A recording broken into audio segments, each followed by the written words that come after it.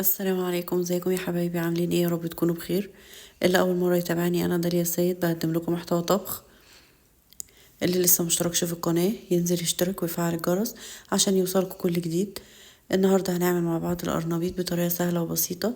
هيطلع معاكي كريسبي مقرمش وحلو، مش هيشرب زيت خالص. انا جايبه هنا القرنبيطه حجمها صغنن على قدنا، يعني اسره صغيره. هشيل الراس من فوق كده، هتلاقي الدنيا سهلة على فكرة. يعني أول ما تشيلوا الراس من فوق هتلاقوا القرنبيطة بتتفتح معاكم من كل النواحي وبتتقطع لوحدها زي ما انتوا شايفين كده اهي، اتفرفطت لوحدها اهي.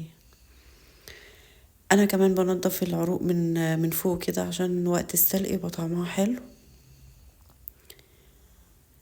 معرفش هو انا بس اللي بحب العروق اكتر من القرنبيط، ولا في حد زيي ولا ايه؟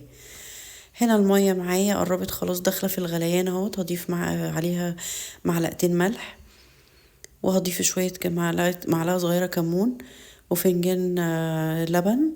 اللبن هنا هيخلي القرنبيط معايا لونه فاتح مش هيغمق. هنزل القرنبيطة بتاعتي في المية. طبعا هي المية لسه مغليتش، انا هستناها تغلى، وبعد كده هستنى 4 دقايق بالظبط او 5 دقايق، وهشيل القرنبيط من من مية الغلي. طبعا هطلعه هنا في مية ساقعة.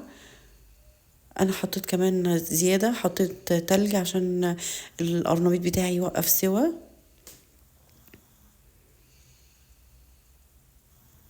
ممكن تطلعوه تحت الحنفية على طول، مش لازم تلج برضو.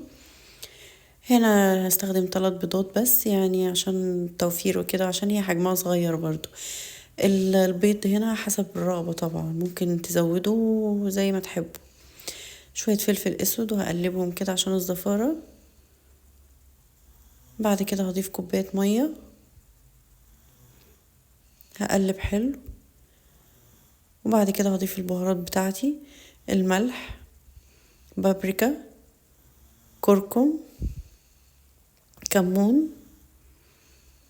هضيف نص معلقة بيكنج باودر عشان تنفش وتديني فوليوم حلو للقرنبيط. هنا هنزل بكوباية دقيق، وهزود الدقيق برضو حسب ما احتاج.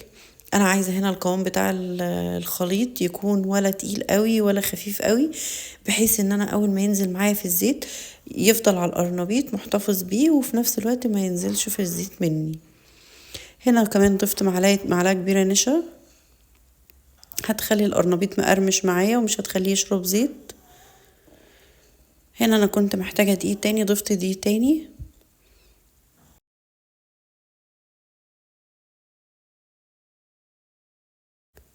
هفضل اقلب لحد ما اوصل للقوام اللي انا محتاجاه. هنا الخضرة بتاعتي، انا بحب احط شبت وبقدونس وكزبرة. الخضرة برضو حسب رغبتكم زي ما تحبوا. هنا انا عايزة احمره في زيت غزير عشان يطلع مقرمش وحلو معايا وياخد لون ذهبي. هجيب هنا القرنبيط هنزله في الخلطة بتاعتي، عايزة اشربه من كل حتة، عايزة اشربه من جوه عشان يبقى من جوه حلو كده وفي خلطة. زي ما انتوا شايفين كده انا شربته من كل مكان. هصفيه وفي نفس الوقت يبقى فيه برضو خلطة، وهنزل في الزيت زي ما انتوا شايفين كده.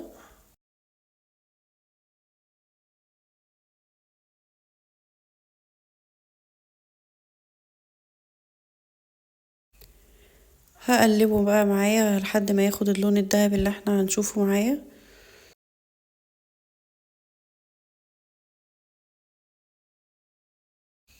بصوا هتلاقوه محتفظ بالخلطة بتاعته، ما وقعتش وسابته ولا بيتهري، ولا الخلطة سابته خالص، فضلت ماسكة فيه لآخر نفس.